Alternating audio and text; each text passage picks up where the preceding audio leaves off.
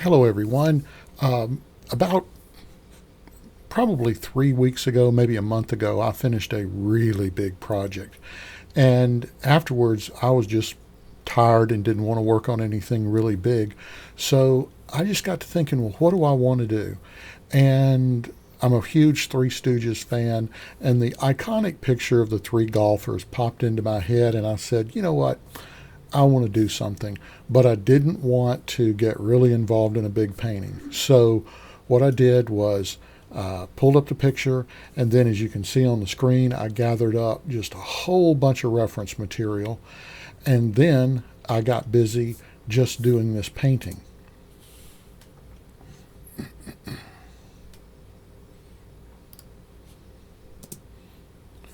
Now, like I said, I had just come off doing a really big project that had taken me weeks to do, and I just didn't want to get bogged down into another project that was really time consuming. And so I wanted to do something that was just fun and playing.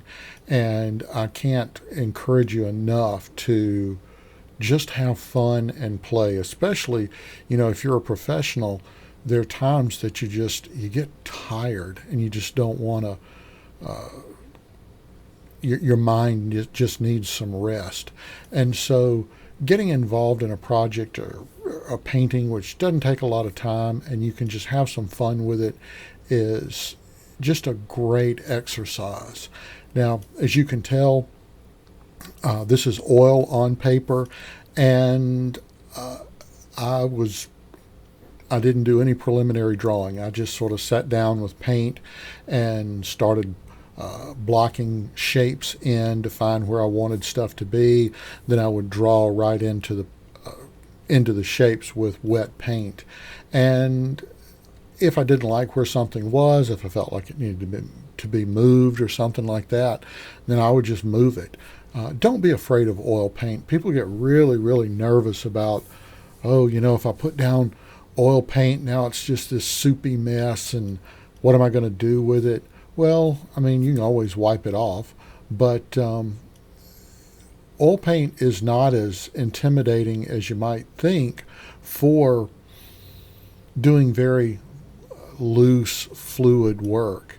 And even for doing very tight, realistic work, as you'll see as the painting progresses, I could get photorealistic if that's what I really wanted to do. But in this case, I did want to keep things just really very simple and just not get too involved. Again, just a fun project.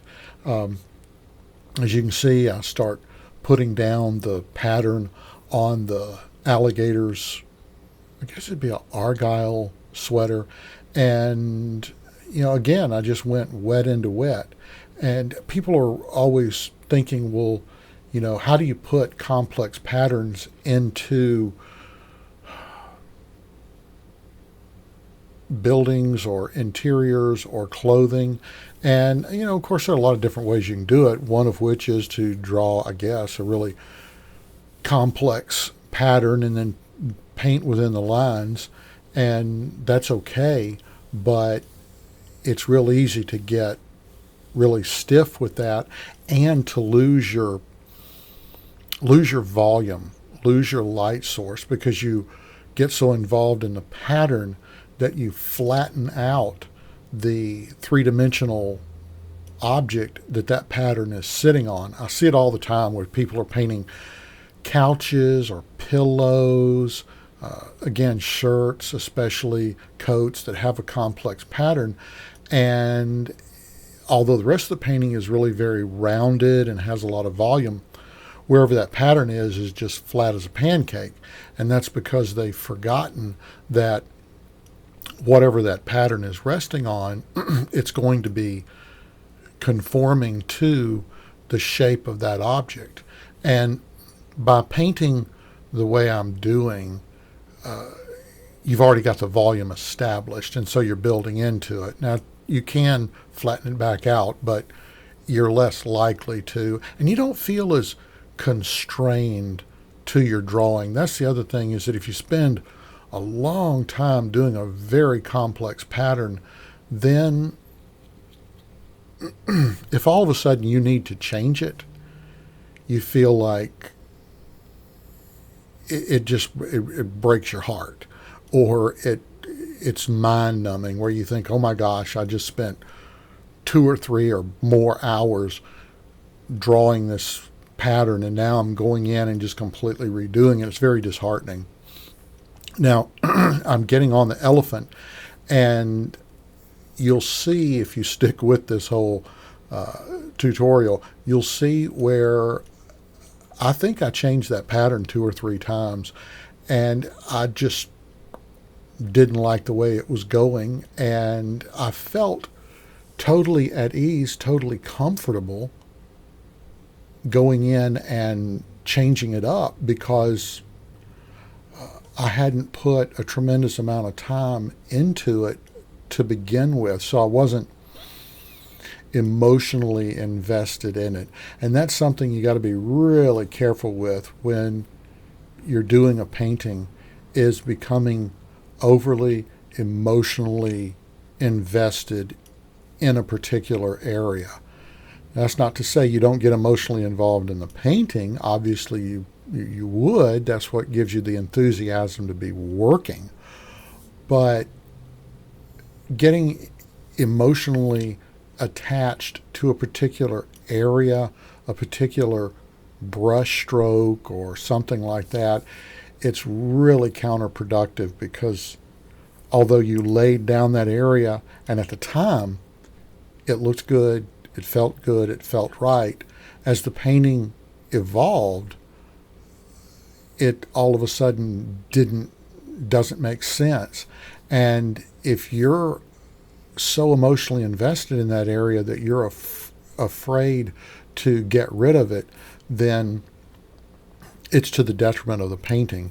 And you'll hear me, I'll say this through my tutorials, I say this when I'm talking to students. A very wise man, one time on talk radio, I was listening to him, and he would give advice to people who were buying houses. And he had been in real estate, and people would call in and just talk about how much they love this house and they just got to have it and so forth. And he would tell these people over and over again, never fall in love with something that can't love you back. And if you keep that in your mind, anytime you pick up that paintbrush, that you don't want to fall in love with something that cannot love you back, then it gets real easy to look at an area and go, wow, that's some really good painting, but you know what? It doesn't work now, so sorry, you're gone. Now, as you can tell, I've gotten really a long way painting this striped sweater with the elephant. And looking at it now, had I worked on it more, I think it would have been okay, but at the time it just felt drab. And to be perfectly honest, I do these paintings and then I come back weeks, sometimes months later, and do the commentary over them. And so I'm very often looking at them with pretty fresh eyes. I don't know what's coming. So I'm sort of like you watching it for the first time. I'm sitting there going, well, where's he going with this now? So to a certain extent, I'm kind of like you. I'm just watching it evolve. I do remember a little bit about what I was doing. I can see here where I'm putting in the reflective light, and that's another thing that's really important if you want to add dimensionality to your characters, is remembering that whatever light source you've got, even if you make it up, putting in a rim light from the opposite direction, it can really pop your figure out from its background. And while that may not be totally realistic, okay, so what? A hippopotamus? No, this is a rhinoceros, an elephant, and an alligator out golfing is not overly realistic either. So don't let that bog you down. You can see with the hippo, Again, I start with large shapes and then start drawing into it with different colors,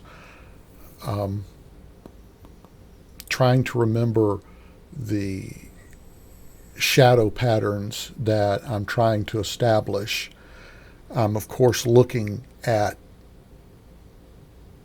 my reference material and constantly sort of bouncing around. And because I'm not using one reference photograph, I'm going from a lot of different photographs, which means that I may have light sources going from a lot of different directions.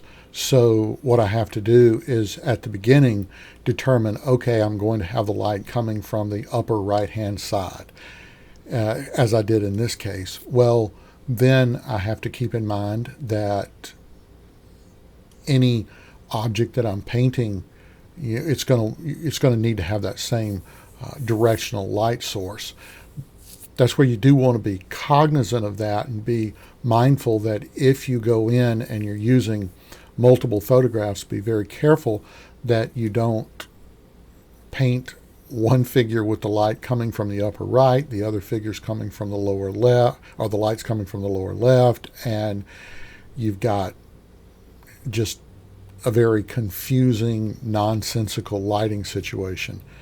And it happens even with the best. I'm trying to remember his name, but there was a artist whose work I really, really liked. I think it was Paul Calais from the 1960s and 70s. Did these beautiful pencil drawings, but every once in a while I'd see a painting or actually a drawing that he had done, and beautiful, highly realistic thing, but oh my gosh, he'd have light source coming from 2 and 3 different directions, and the more you looked at it, the more you studied it, the more jarring it became. So technically brilliant work, and I understand he was incredibly busy and just trying to get the work done, and so it was sometimes you just do that. I remember Vargas.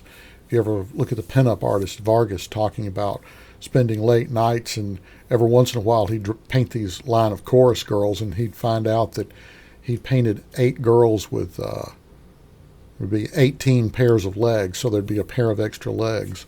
Okay, now you can see that I've gone in and I just didn't care for the way the elephant's coat was, so I went in and just completely painted over it. And I didn't fuss around too much. I may have scraped off a little bit of excess paint, but probably not much. I've sort of found that the way to solve a problem in oil paint is just put some more paint down. Don't go in scraping and trying to get down to bare canvas. It's just not worth the hassle. You can go in and just put some more paint down. And the more paint you put down, honestly, the easier it is to manipulate the paint around. So don't necessarily be afraid that, oh my goodness, I've painted all this and I got this layer of paint. What am I going to do? Well, here's an idea. Take a whole big old pile of paint and slather it on top of it and start carving into it. And you'll find that the more paint you've got down, usually, like I said, the easier it is to manipulate. You got something you can actually move around. And again, as I'm watching, I'm really trying to be cognizant of the light coming in. And I know what I did. I honestly don't remember, but I don't think I put a pattern in the elephant's coat. I decided that it would be better simple, and so I just simplified it. But again, I'm not looking. Oh no, I looked over here at the photograph. I did finally put a pattern back into it. So like I said, I'm actually following this and trying to figure out what I did as I went along. But you'll notice that when I put the coat back in, that it's sculpturally defined so that you can tell that the light source is the same light source as is affecting everything else. Now here I'm working on the rhinoceros, and if you look, the rhinoceros, I've got two complementary colors. I've got orange and I've got blue side by side, and I put the orange right on top of the blue. So, yeah, you got to be careful. Colors can contaminate one another, but if, again, if you put down enough, whatever you're putting down will overwhelm what's already there. So, uh, yeah, just don't be afraid. Have some fun. And the whole point of something like this is to have fun. If I had messed this painting up, not that it's a masterpiece, it's not designed to be. It's just a fun little character study, just playing with the paint, playing with character design, just having a good time. But you know, I do these and throw them away. I'll stop and just go, yuck. Just there's nothing redeemable here that I want to look at. So I take it and just tear it up and throw it away. And that's okay. That's okay. You should be throwing away, my goodness, at least a few drawings, few paintings every couple of weeks. If you're not challenging yourself. You're not stretching to get to new goals and to better yourself. I always know when I'm really working hard and stretching and learning, that's when I wind up throwing a lot of paintings, throwing a lot of drawings away. And it's because, I tried something and it didn't work. And so I had to go back in and try something else and try to make that work. So don't be afraid, don't be embarrassed, don't be ashamed of any of your mistakes, because that's mistakes are the stepping stones of learning. If you're not making mistakes, you're not learning. Okay, here we go. I changed the color of the coat again, turned it into, I think that is a checkerboard argyle pattern, something. Anyway, I changed it again, and I think that's what I finally stuck with. So, again, I was playing, having a good time, and thinking with my brush. And you'll hear me say that often, is thinking with your brush. And you'll see my arm popping in occasionally, and that's me changing probably my reference material. Of course, I could have been changing YouTube videos that I was listening to, but chances are I was swapping reference material. There's every possibility that when I did the elephant, uh, as I was painting, I looked at another piece of reference material, saw some other pattern, and thought, I like that better. And rather than sticking with what I had, jumped in and did something else. And just looking at this, looks like winding down. I'm seeing on my timeline that I have a few minutes left, not a whole lot. But yeah, okay, this again, I have to reiterate over and over again, this was just a fun, semi-advanced sketch. It was something that I could take my mind off of the more difficult, challenging pieces that I have to do sometimes, the real involved projects that sometimes take days or a week or more. And when you're through, you're just sort of exhausted mentally, you're drained, you need something to get away and recharge your batteries. Something like this is great. And you never know. I've done little things like these, stuck them in a box, and had my son, who works in publishing, or someone else call me and say, do you have a painting of such and such? And I'd sit there and think, oh my gosh, yes, I think I did a little sketch one day just for fun, and dig it up, and there you go. It's something that gets published in a magazine, or something that maybe even able to sell just as an original. So I do these, I keep them stuck away and just save them for a rainy day, because I never know what I might use them for. So I think that's about it. Thank you for watching.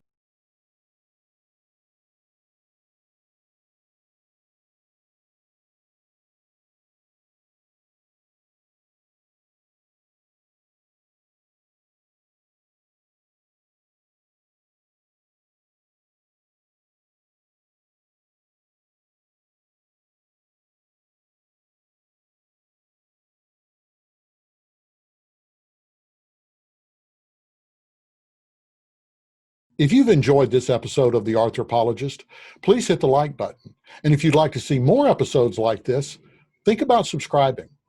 I'm Bill Wilson, and I'm The Arthropologist.